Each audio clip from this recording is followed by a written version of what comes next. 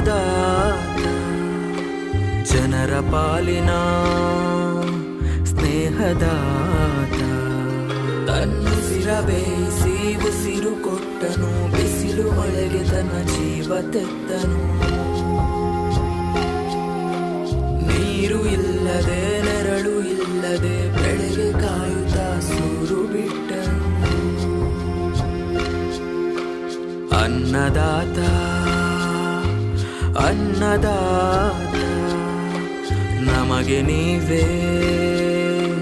ದೇವದೂತ